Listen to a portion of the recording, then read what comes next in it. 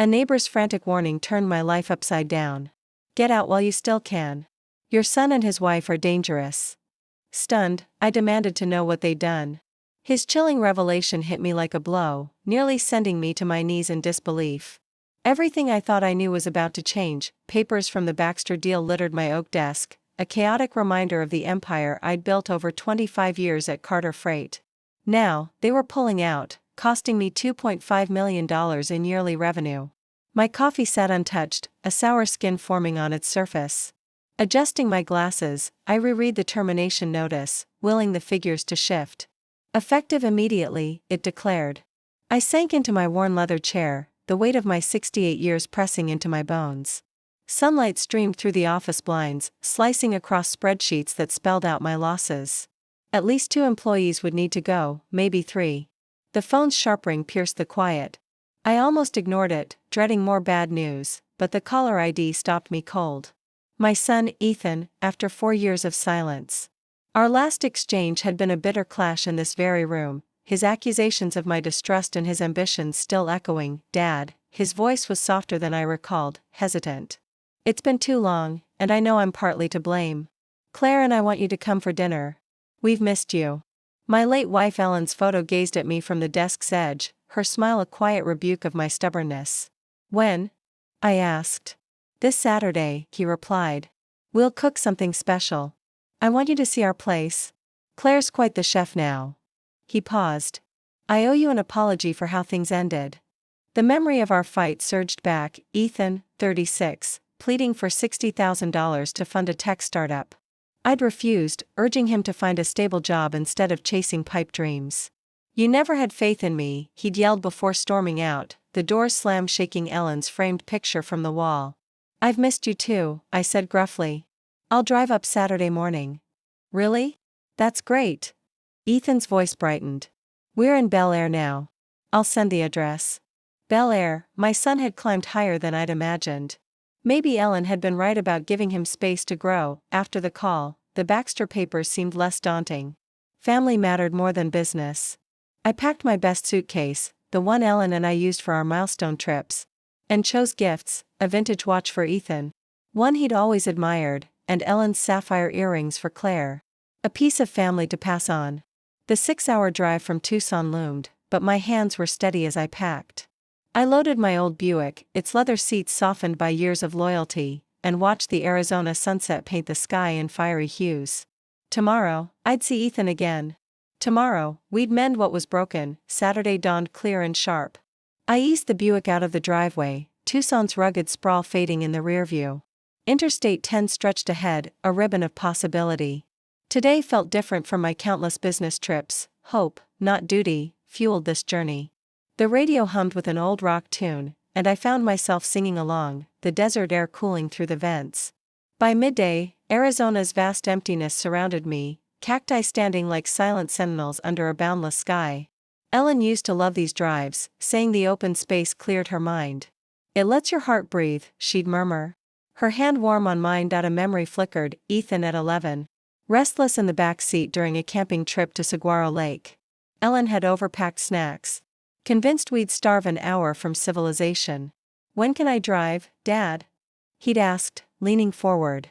When you don't need a booster seat, I'd teased. At the lake, I taught him to fish, his small hands clumsy but determined. Ellen snapped photos as we held up a tiny trout, grinning like we'd conquered the sea. Later, we'd laughed over our failed campfire, Ellen's giggles echoing as she mocked our survival skills. Those were simpler times, before arguments and estrangement tore us apart. When had it all gone wrong? I stopped for gas in Blythe, the clerk's weathered face breaking into a grin. Seeing family in California? He asked, scanning my card. My son, I replied.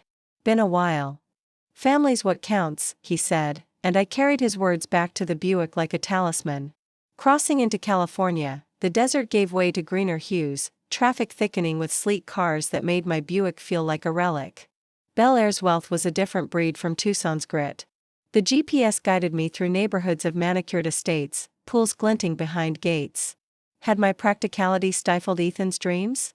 His success here suggested I'd underestimated him. Traffic slowed through Bel Air's heart, Rodeo Drive a fleeting glimpse of cinematic luxury. My palms sweated despite the air conditioning.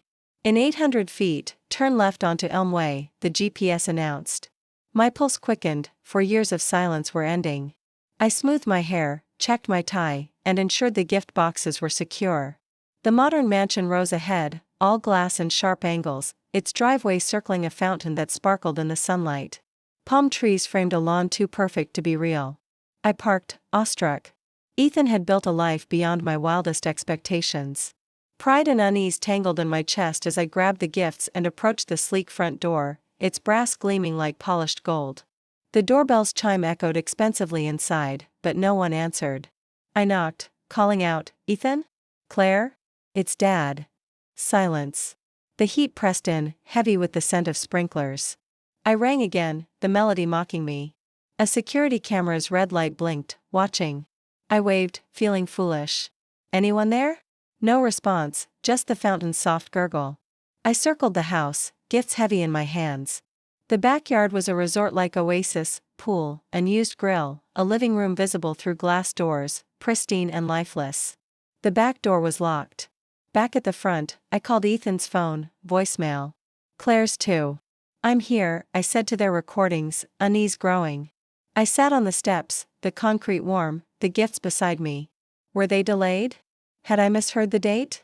But Ethan had been clear, this Saturday. Disappointment, familiar from Ethan's missed milestones, my 62nd birthday, Ellen's memorial, crept in. I stood, ready to leave, when hurried footsteps stopped me. "Don't go inside." A wiry man emerged from a hedge, clutching a trimmer, his glasses slipping down a sweaty nose. "You need to get out of here. They're dangerous." I steadied myself against the Buick. "This is my son's house." "You're mistaken." His face paled. "You're their father?" "They killed her dad. Poisoned him." My stomach lurched. "That's absurd." "Ethan wouldn't, $6 million inheritance," he whispered. He was healthy, visited them, dead within days. He introduced himself as Neil, the neighbor, his hands shaking. He left their house vomiting, pale as a ghost. The gifts hit the ground, wrapping paper crumpling. "You're saying my son's a killer?" "I'm saying leave before you're next," Neil urged, glancing at the cameras. Claire's ruthless, and Ethan's different now. My mind raced. Had my refusal to fund Ethan's dreams pushed him to this? "How do you know about the money?" "People talk," Neil said. "Her dad, fit, 70, golfer. One dinner here, and he's gone." The pieces fit too well: wealthy parent, sudden death, a lavish lifestyle. But this was Ethan, the boy who'd saved stray cats. "I couldn't live with myself if I didn't warn you," Neil said, retreating. "Don't eat or drink anything. Don't stay." Alone again, I paced, the Buick's warm metal grounding me. Was Neil paranoid, or was my son a monster? The watch in the gift bag felt like a cruel joke now. Ethan's desperate plea for money years ago, "You'll regret this, Dad," echoed ominously. I tried their phones again, nothing. The mansion's cameras stared, unblinking. Ellen's voice haunted me, "Don't push him away, James." Had I driven him to murder? A sleek Audi purred into the driveway. My heart raced, flee or stay. I forced a smile as Ethan stepped out, dressed in tailored luxury, nothing like the struggling dreamer I'd last seen. "Dad, sorry we're late," he said, hugging me warmly. Traffic was brutal. The word brutal chilled me. Claire emerged, radiant in a designer dress, her smile disarming.